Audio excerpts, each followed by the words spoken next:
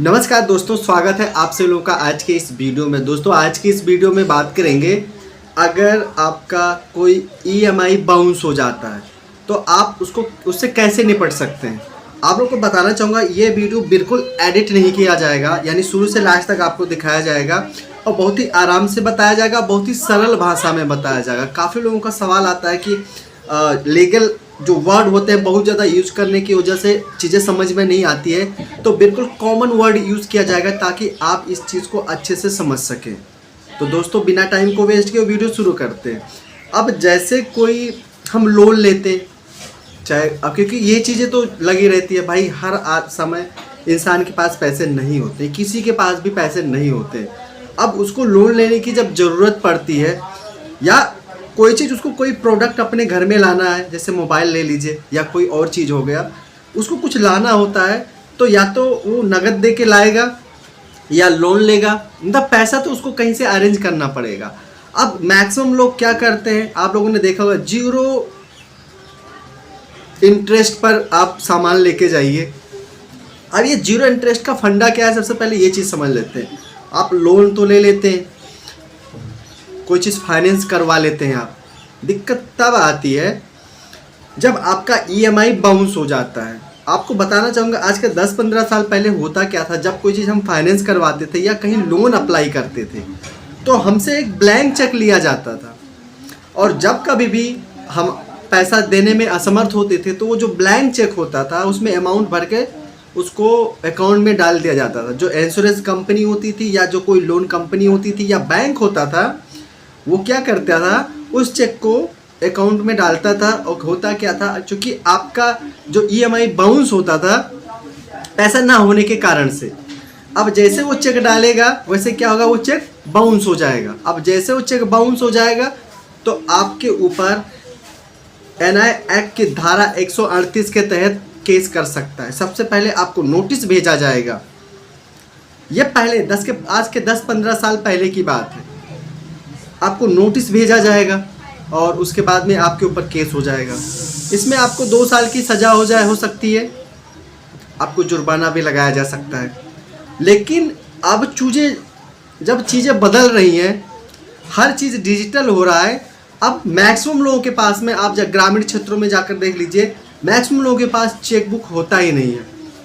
या किसी भी 100 लोगों को उठाकर देख लीजिए, 100 अकाउंट होल्डर को देख लीजिए, जिसमें से मुश्किल से 50% के पास भी चेकबुक नहीं होगा। कंप्लीट करना मुश्किल, मतलब मुश्किल से 30 या 25% लोग होते हैं जो चेक यूज़ करते हैं। तो बाकी जो 75% है उनको लोन लेने में बड़ी सारी कठिनाई आती थी। और ये चेक वाला जो मामला था, मतलब भाई बहुत बड़ी प्रॉब्लम थी। फिर सरकार क्या करती है, 2007 में एक कानून पारित करती है, payment and settlement system act, ताकि ये जो लोन वाला प्रोसेस है इसको थोड़ा फास्ट किया जा सके, जिससे लोन देने वाली कंपनियों को भी सुविधा हो और लोन लेने वालों को भी सुविधा हो। जब payment and settlement system act लाया जाता है 2007 में, तो आप लोगों ने देखा होगा, इसमें क्या होता है, आपका जो भी लोन पास होता है, कुछ भी आप ईएमआई पे लाते हैं, तो आपका जो आपका और कंपनी जो होती है, फाइनेंस कंपनी होती है या कोई भी कंपनी होती है, लोन कंपनी होती है, किसी व्यक्ति के मतलब जो ग्राहक होता है और जो फाइनेंस कंपनी होती है, उनके बीच में जो एग्रीमेंट होता है वो सारी ऑनलाइन हो जाती है। आपके आधार कार्ड के केवाईसी के थ्रू, वहीं पे आपका सारा पैन कार्ड, सारी चीज़ें ओटीपी के माध्यम से, ईमेल आईडी वेरिफिकेशन के माध्यम से आपका लोन होता है वो अप्रूव हो जाता है। सारी चीज़ें ऑनलाइन, मतलब ये टोटल पेपरलेस कर दिया गया है। आपको कोई चेकबुक नहीं देना, कोई चेक नहीं देना, ब्लैंक चेक नहीं देना, कैंसिल चेक नहीं देना, कुछ भी नहीं देना। खाली अकाउंट नंबर से आपके अकाउंट से ईसीएस एक फॉर्म होता है, उसी समय ऑनलाइन भरा जाता है, जिसका काम क्या होता है, हर महीने ईसीएस का काम क्या होता है, हर महीने आपके अकाउंट से आपके लोन की या आपके फाइनेंस किसी भी प्रोडक्ट की अगर आप फाइनेंस करवाते हैं तो उसकी जो ईएमआई होती है उसका काम ईसीएस का होता है कि आपके हर महीने आपके अकाउंट से उतना पैसा डिडक्ट कर लेगा जितने की आप ईएमआई बनवाते हैं।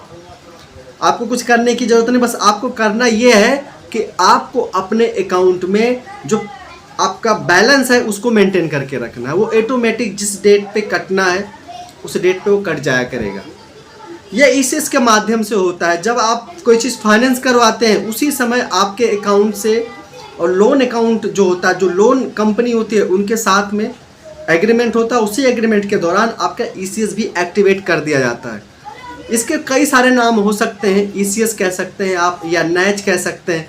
तकरीबन 150 से भी ज़्यादा ऐसे प्रोसेस हैं, इनके नाम हैं जो अलग अलग नामों से जाना जाता है। और ये सारे जो आपकी ईएमआई होती है ऑटोमेटिक डिडक्ट करने में अपनी एक महत्वपूर्ण भूमिका निभाते हैं। इन्हीं के माध्यम से आपका जो ईएमआई होता है आपके अकाउंट से कट के जिस कंपनी से आपने फाइनेंस करवाया है या जिस कंपनी से आपने लोन लिया है उसके अकाउंट में पैसा डिडक्ट होकर चला जाएगा। काफ़ी फास्ट और इजी बनाने के लिए ये सुविधा लाएगा, ये कानून लाएगा। अब आप कहेंगे कि जब एक कानून पहले से था दूसरे को लाने की सबसे बड़ा रीज़न यही नहीं था, बल्कि इसमें और परिवर्तन करना, सारी चीज़ें पेपरलेस कर दिया गया, क्योंकि इसका नाम ही payment and settlement system act, ये आपको डिजिटल वर्ल्ड की तरफ लेके जाता है। अब इसमें लोगों को प्रॉब्लम भी, बहुत सारे नए नए प्रॉब्लम भी फेस करना शुरू कर दिए, सामने आना शुरू हो गया। क्योंकि जब सारी चीज़ें डिजिटल हो गई लोगों को पता नहीं होता। काफ़ी लोगों का कमेंट आता है, लोग मेल करते हैं, व्हाट्सअप करते हैं, कॉल करते हैं और बताते हैं हमने तो कंपनी को कुछ दिया ही नहीं था, फिर भी कंपनी हमारे ऊपर कैसे केस कर सकती है, कोई डॉक्यूमेंट नहीं दिया था। तो मेरे दोस्तों मैं आप लोग को बताना चाहता हूँ, आपने कोई डॉक्यूमेंट तो नहीं दिया था, लेकिन हाँ आपके साथ जब आपने लोन लिया था उस समय जो आपका एग्रीमेंट होता उस समय आपका ईसीएस या नैच फॉर्म भरा जाता है। उसके माध्यम से आपके अकाउंट से ऑटोमेटिक डिडक्शन जो सिस्टम होता है उसको एक्टिवेट किया जाता है। ये होता है प्रोसेस। इसी के माध्यम से आपके अकाउंट से पैसा डिडक्ट होता रहता है। अब आगे बढ़ते हैं। अब आपके अकाउंट से जब ईएमआई कटने का टाइम आता है आपके अकाउंट में पैसा नहीं होता, इनसफिशिएंट फंड होने के कारण से आपका जो ईसीएस होता है, आपका जो ईएमआई होता है बाउंस हो जाता है। और जैसे ही आपका ईएमआई बाउंस होता है आपके लोन का या आपके फाइनेंस का, जो भी आपका लोन होता है या कोई आपने पैसा ले रखा हो चाहे कोई चीज़ फाइनेंस करवा रखा है, वहीं आपके द्वारा क्राइम किया जाता है। यानी आपने पेमेंट नहीं दिया, ईएमआई नहीं दिया, वहीं क्राइम हो गया। तो कंपनी क्या करती है, जब ईसीएस बाउंस होता है तो आपको payment and settlement system act section 25 के तहत आपको एक नोटिस आता है। वो कंपनी भेजती है, जब देखती है कि ये पैसा नहीं दे रहे हैं, वो उसके जो कस्टमर केयर वाले होते हैं वो भी आपको कांटेक्ट करेंगे, पर्सनली कांटेक्ट करेंगे। जब आप रिस्पॉन्स नहीं देंगे, मेजर मिस्टेक, मैक्सिमम मिस्टेक यही लोग करते हैं कि जब ईएमआई बाउंस हो जाता है, पैसा की व्यवस्था नहीं कर पाते, तो कंपनी से जिससे उन्होंने फाइनेंस करवाया था या लोन लिया था उसकी जो साथ में जो कम्युनिकेशन होता है उसको स्टॉप कर देता है। ये एक बहुत बड़ी गलती है।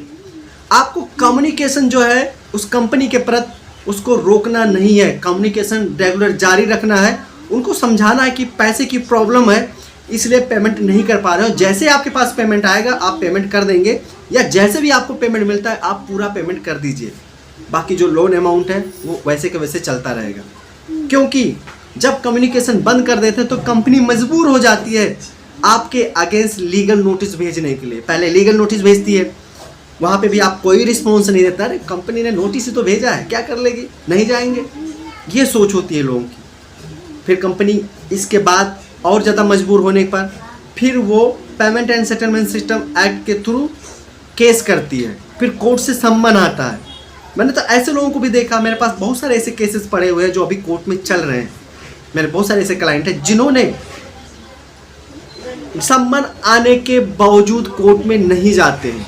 ये तो और बड़ा मिस्टेक है, बहुत बड़ा मिस्टेक है, क्योंकि कोर्ट का सम्मन आता है, अगर आप कोर्ट में नहीं जाते हैं तो कोर्ट को ये पावर होता है कि आपके अगेंस्ट लीगल कार्रवाई तो करेगी, साथ में आपके against वेलवर warrant, first of वेलवर warrant and second time non वेलवर warrant issue कर सकती है। अब आप तो ये चीज़ समझते ही होंगे कि अगर आपके अगेंस्ट वारंट इशू होगा तो आपके साथ क्या हो सकता है। आपको पुलिस ले जाएगी, कोर्ट में पेश करेगी, पहले तो कुछ दिन अंदर रखेगी, ठीक है, उसके जब आपको कोर्ट के सामने पेश करेगी तो आपको जेल जाना पड़ेगा। इसलिए जब आपको नोटिस आता है आपको मैनेज करने का बहुत सारा टाइम होता है। शुरुआत में ही अगर आप मैनेज करेंगे तो आपको यहाँ तक मामला आपका यहाँ पहुँचेगा ही नहीं। ठीक है। तो ये कंपनी से जो कम्युनिकेशन होता है वो टूटना नहीं चाहिए। पेमेंट नहीं है आपके अकाउंट में तो पेमेंट की व्यवस्था कीजिए, बट कम्युनिकेशन बिल्कुल परफेक्ट होनी चाहिए। जब आप बंद कर देंगे तो कंपनी आपके ऊपर केस करेगी, वो मजबूर हो जाती है क्योंकि उन्होंने आपको पैसा दे रखा है। अब आगे बढ़ते हैं। इतनी चीज़ होने के बाद में वारंटी भी इशू हो गया, फिर तो आपको कोर्ट जाना पड़ेगा।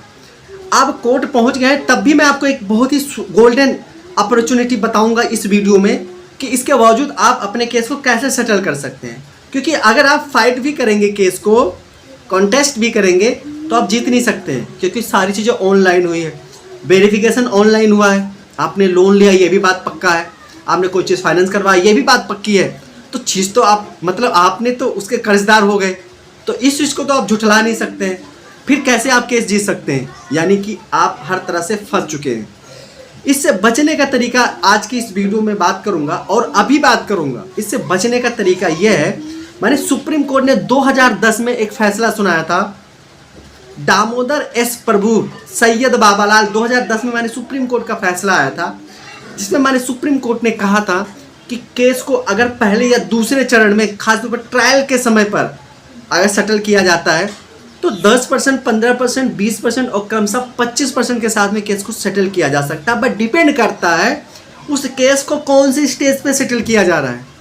पहला दूसरा सबसे गोल्डन अपॉर्चुनिटी होता है खासतौर पर जो लोन धारक होते हैं उनके लिए, और केस को अगर वहीं सेटल कर लिया जाए तो सारी टेंशन खत्म हो जाए, वहीं पर सेटल करके केस फिनिश।